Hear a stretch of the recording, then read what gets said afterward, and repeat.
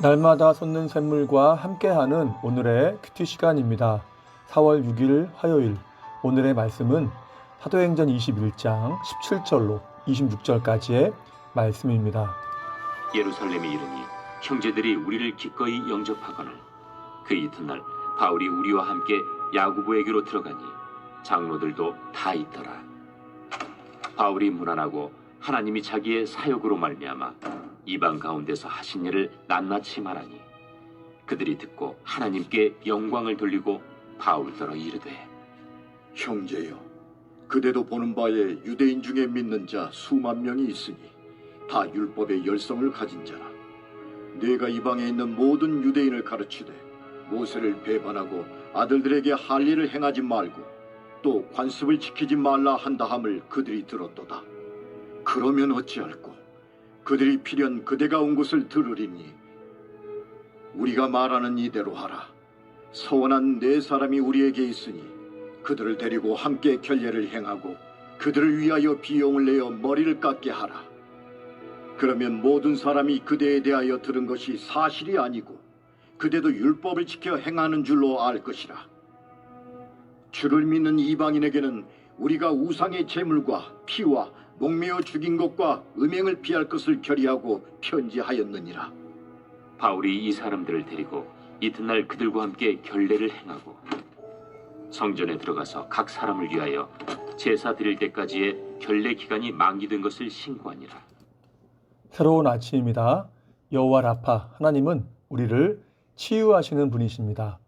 본문을 보면 드디어 바울은 사람들의 만류를 물리치고 일행과 함께 예루살렘에 입성합니다. 예루살렘에 들어와서 처음으로 한 일이 무엇입니까?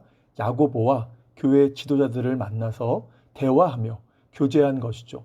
자, 그런데 그 교제 속에서 제자도의 첫 걸음인 바울의 자기 부인의 모습을 발견하는데요.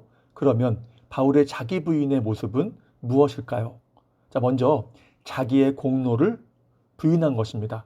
19절에 보면 바울이 문안하고 하나님이 자기의 사역으로 말미암아 이방 가운데서 하신 일을 낱낱이 말하니라고 합니다. 뭐라고 합니까? 자신이 열심히 사역했지만 그 모든 일은 자신이 한 것이 아니라 하나님이 하셨다는 것입니다. 자, 그래서 바울의 사역에 대한 이야기에서 주어가 누구입니까? 하나님입니다. 하나님이 하신 일을 낱낱이 말했다고 하죠. 단지 누구를 통해서 하신 것입니까? 자신을 통해서 하셨다는 것입니다. 자, 그렇다고 바울이 쓰임만 받았으니까 소극적으로 억지로 일했을까요? 아니죠. 골로새서 1장 29절에서 이렇게 고백합니다. 나도 내 안에서 역사하시는 이의 역사를 따라서 힘을 다해 수고하노라. 자, 바울은 항상 성령의 역사를 따라서 힘을 다해서 헌신한 것입니다. 하지만 자신은 쓰임만 받았고 하나님이 하셨기 때문에 자기의 공로를 부인하고 하나님께만 영광을 돌려드린 것입니다. 우리도 그러해야 합니다. 물론 주어진 일과 사명에 은혜를 구하면서 최선을 다해야 합니다. 그러나 그렇게 충성한 이후에 할 고백은 나는 무익한 종입니다. 모든 것이 주님의 은혜입니다. 하나님이 하셨습니다라는 고백인 것이죠. 자, 그럴 때에 우리는 바울처럼 자기 부인이라는 가장 중요한 제자도를 실천하게 되는 것입니다. 내 인생의 주어가 내가 아닌 주님이 되는 것이죠. 그리고 모든 공로가 주님께 돌려지는 것입니다. 이를 통해서 주님이 기뻐하시는 주님의 제자로서의 삶 살아가시기를 주님의 이름으로 축복합니다. 또 한 가지는 무엇입니까? 바울의 자기 부인의 모습이죠. 자기의 생각을 거절한 것입니다. 바울이 예루살렘에 왔을 때에 한 가지 문제가 있었습니다. 본문 20절을 보면 예루살렘에는 율법의 열성이 있는 크리스천들이 많았다고 하죠. 복음을 받기는 했지만 율법으로부터 자유하지 못한 자들을 말합니다. 바로 그들이 바울에 대해서 오해를 했던 것입니다. 바울을 율법을 반대하는 율법 폐기론자로 오해한 것이죠. 이런 상황에서 바울이 예루살렘에 온 것이 알려지면 즉시 그들이 바울을 공격할 것이 뻔했던 것입니다. 이에 대한 교회 지도자들의 고민이 함축된 표현이 그러면 어찌할꼬라는 표현입니다. 그냥 놔두면 바울도 공격을 당할 것이고 교회도 분열될 것을 염려한 것이죠.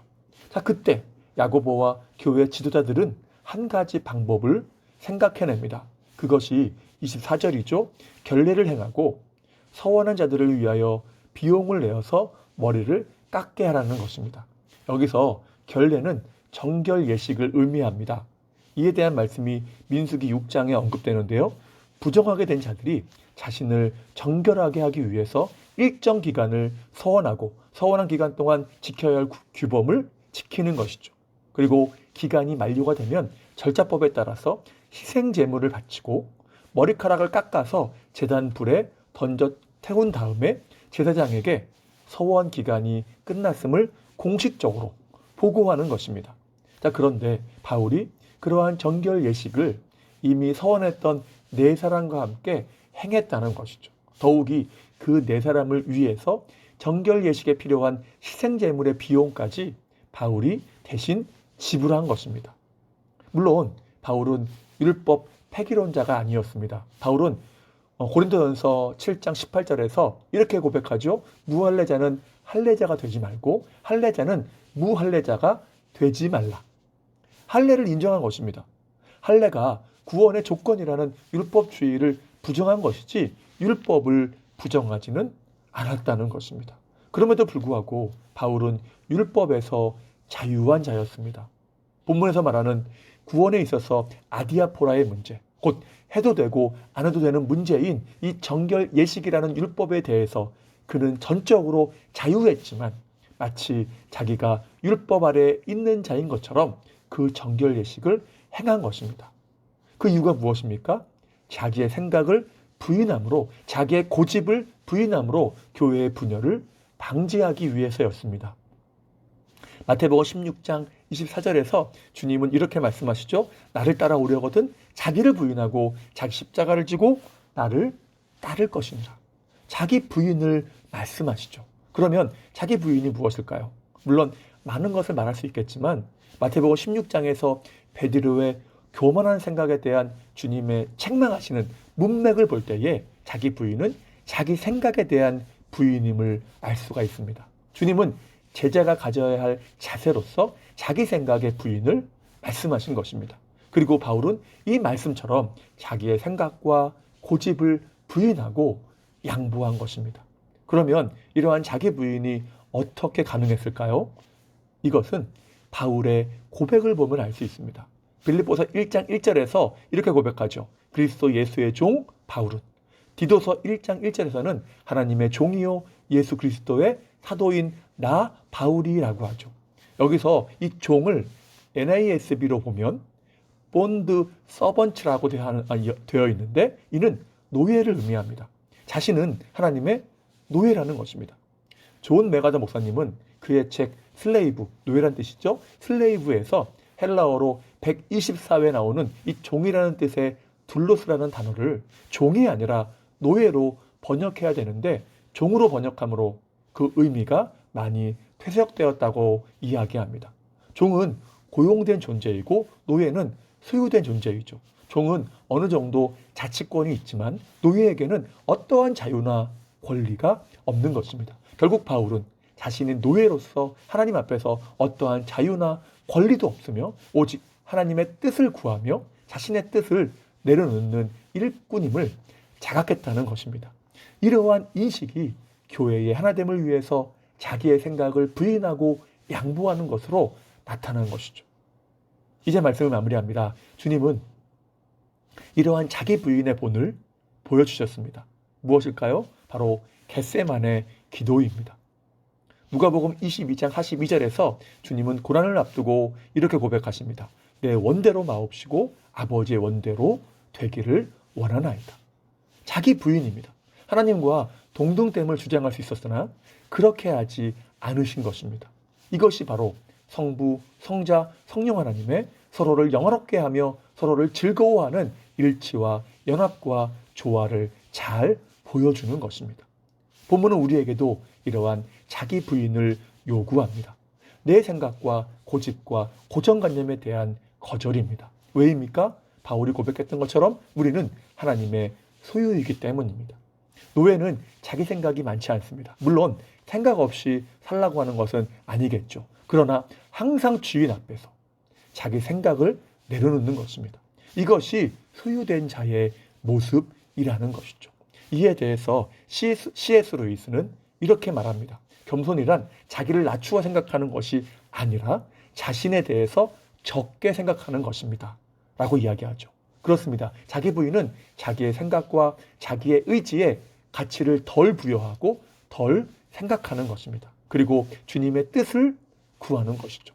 이렇게 될 때에 나를 통해서 주님의 몸된 교회의 하나됨이, 일치됨이 견고해져 간다는 것입니다.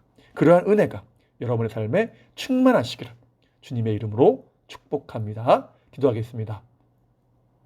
사랑과 은혜가 충만하신 하나님 감사합니다. 주님은 우리에게 자기를 부인하고 나를 쫓으라고 말씀하실 뿐만 아니라 내 원대로가 아닌 아버지의 원대로 되기를 원한다고 고백하시고 십자가를 지심으로 자기 부인의 본을 보여주셨습니다. 바울이 그리스도를 본받아서 본문에서 이러한 자기 부인의 모습을 보임으로 하나님의 일하심을 드러내며 교회의 하나됨을 위해서 헌신한 것을 보게 되는데 우리도 내 생각과 고집을 부인함으로 나를 통해서 주님의 영광이 드러나며 주님의 몸된 교회가 하나됨을 유지하는 데 밑거름이 될 수 있도록 도와주시옵소서. 이를 통해서 주님이 참으로 기뻐하시는 복된 삶 되기를 원합니다. 우리의 믿음을 붙잡아 주시옵소서. 오늘 하루의 삶을 의탁합니다.